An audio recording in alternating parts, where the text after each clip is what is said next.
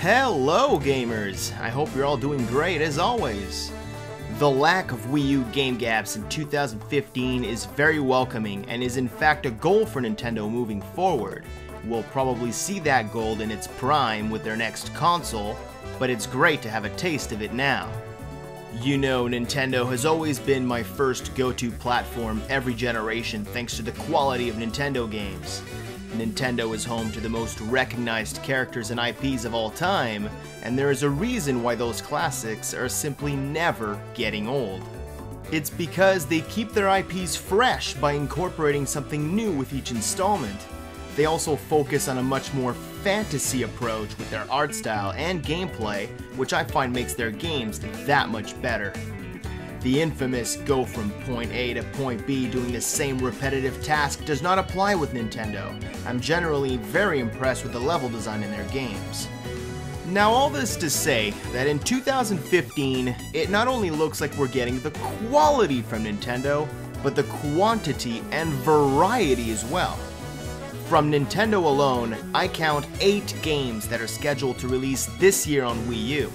I'm going to browse through each and every one of those games and give you my quick take on them.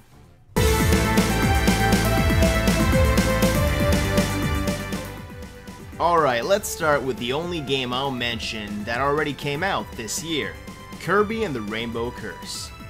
Disclaimer, I never played Canvas Curse on DS, but that being said, I heard nothing but positive talk about that game.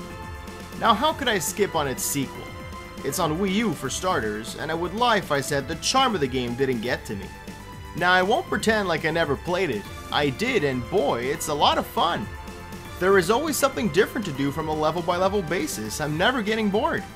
Oh, and since I never played the DS version, Rainbow Curse felt like an entirely new genre for me, and I never played a game like it before. That might have something to do with my overall enjoyment of the game, kinda like Hyrule Warriors and how that was the first time I played a game in that style. Next up is Yoshi's Woolly World. To each his own, and I agree that Yoshi's Island on the Super Nintendo was amazing, but my favorite is actually Yoshi's Story. I loved how unique it looked and played, and I'm getting a very familiar vibe from the Wii U game. Yoshi's Woolly World is the big 2015 platformer on Wii U from Nintendo, and based on the trailers that I've seen, it looks like the exploration is going to be a lot of fun. Like many of you know, what's unique about Yoshi games is the exploration aspect. Sure, the platforming is present, but unlike Mario games, there is no time limit. The game encourages you to stop, look around, and find secrets and stuff. What caught my eye was how you find those secrets in the new one. With the new yarn visuals, Nintendo found different ways to interact with the environment. Now that's pretty cool. Oh, and the co-op is a neat addition. The next one is a brand new IP from Nintendo. Splatoon is the name, and it's actually my second most anticipated game of 2015. The multiplayer screams fun. I can't wait to play this game online with my friends and talk through Skype and stuff. Every time I'm seeing this game in action, the more excited I become. Like the hub you'll be situated in where you can walk to the appropriate shop, modes, etc. is so darn sweet. They could have easily just gave us a menu with a bunch of options, but it shows how much care is put into this new IP. Now, as much as I can't wait to play some online multiplayer, I'm actually more excited for the single player campaign. You wanna know why? It's because that mode looks like a AAA Nintendo single player game. I was actually shocked when I first saw it. I did not expect such a multiplayer focused game to have such a deep single player mode. Oh, and lastly, I hesitated in saying this, but I do wish for a brighter future for shooters. Splatoon is proof that a third-person shooter does not have to be generic, just like Metroid Prime proved the same thing regarding first-person shooters. Please, gaming industry, take note. Moving on. Mario Party 10. I'm not the first to admit this, but the Mario Party series had its ups and downs. I think the 10th installment is a step up from the last 3 to 4 Mario Party games. What intrigues me is the same as most people, Bowser Party Mode. That's one mode that would be an instant hit at parties and holidays. It simply looks fun. Certainly, like many of you, a more classic Mario Party approach doesn't hurt, but what they are achieving instead is still something I'm looking forward to. Out of every game on my list, this is the one I'm least excited for, since it is a game that will see almost no playtime unless I got friends over and choose to play that over Smash 4 or Mario Kart 8.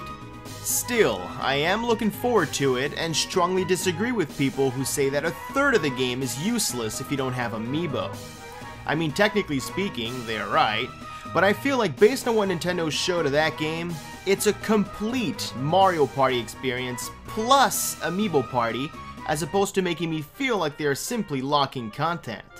To be honest, I'm not a fan of the type of Amiibo support that simply unlocks game content. I like when it's a lot more in-depth than that, like Smash 4, the upcoming codename Steam, and now Mario Party 10. It's about time you showed up, Fox. Now come show us them barrel rolls in HD. I can't describe my hype level at E3 2014 when I saw a blurred early build of Star Fox Wii U and then having Miyamoto confirming its existence during the Treehouse Live. Man, we haven't had a new Star Fox game in so long. I was starting to get worried. I was getting the impression that it was an abandoned series. Well, I'm wrong, and I'm very happy to be wrong. Just like I was wrong thinking that Kid Icarus and Punch-Out were abandoned. Recently, Nintendo confirmed that we don't have to play with motion controls. The standard control stick movements will be an option. I know many people were a bit worried about this, and now there is no need to worry at all. This is the only game on my list that we saw literally nothing about. So first things first, I can't wait to see this revived classic in action. It was confirmed that there will be a playable demo of this game at this year's E3. As usual, E3 just can't come soon enough. Now this game is my third most anticipated game of 2015, and to be quite frank, it's shaping up to take the number 2 spot. Of course, I'm talking about what looks like a top 3 best RPG of the generation, being Xenoblade Chronicles X. I mean, did you hear all the stories of how the devs just barely fit the game on the Wii U disc? I'm not surprised one bit based on not only the sheer size of the world, but also how gorgeous the world looks like. Look, bring me any RPG where I get to explore this huge world where dinosaur-sized enemies are just wandering around in real time, and I'm gonna love the hell out of that game. Oh, and you know what icing they put on this delicious cake? 4-player online quest option? Yeah, like as if my hype level wasn't big enough. Thank you, Nintendo, for purchasing Monolith Soft. They make a great addition to your Nintendo dev crew. Man, seeing Xenoblade Chronicles X makes me wonder what Monolith is gonna make next.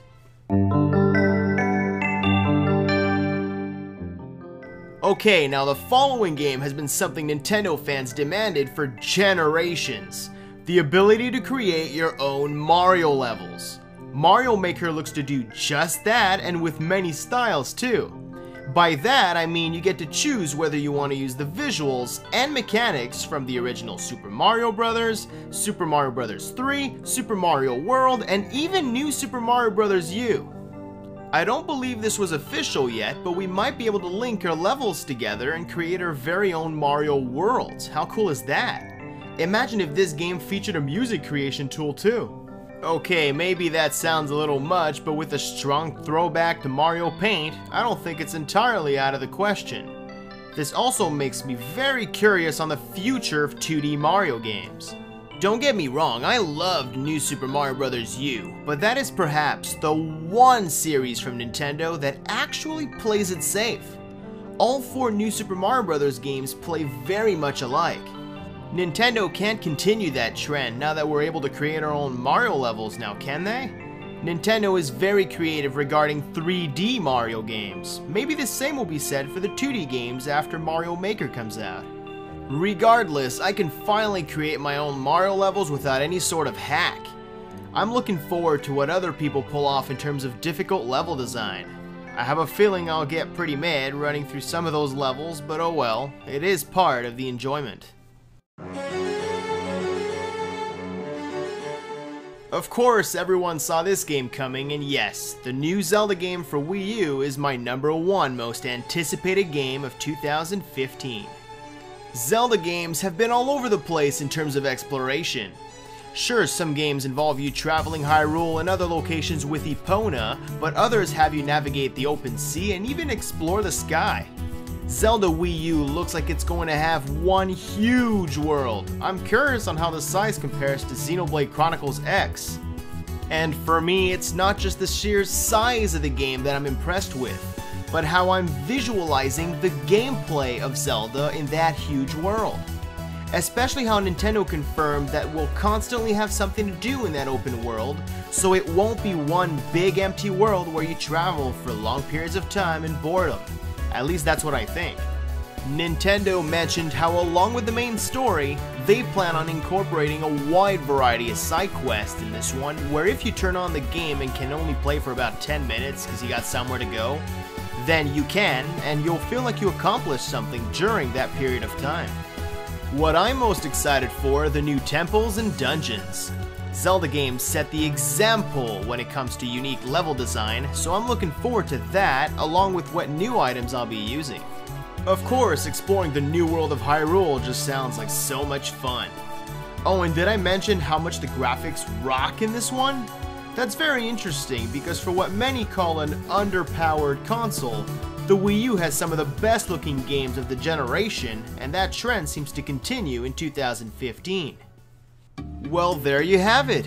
8 games from Nintendo that's confirmed for 2015 on Wii U. Earlier, I mentioned how the games I spoke of consisted of great variety.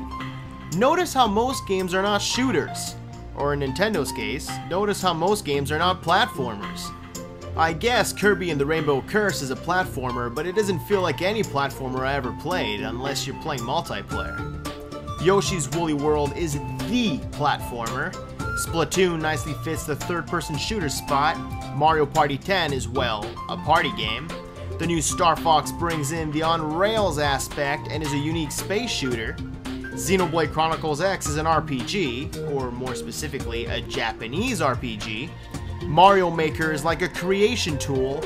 And of course, we have Zelda Wii U to fill in the action-adventure spot.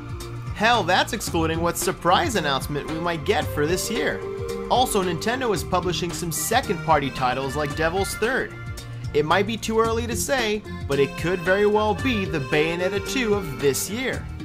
How about some other titles from Nintendo with no official date yet, like Shin Megami Tensei Cross Fire Emblem? I hope to get more news on this title soon, and luckily the developers did say that development is on track and that it's not a cancelled title.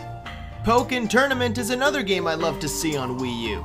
Most Japanese fighters start off in arcades, so it made sense that the same would happen for Pokken Tournament.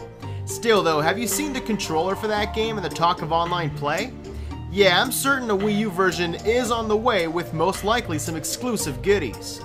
Then comes games we haven't seen yet, like the supposedly 2D and 3D Metroid titles, although I'm confident one of those two would be on 3DS.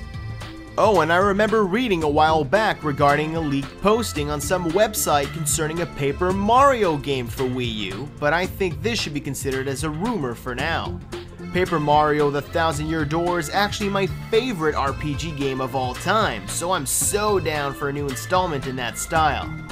I think it's pretty clear that the Wii U is far from finished and will only get even better from here. All games I mentioned are games that are exclusive to Wii U as well, games you can only experience on one platform.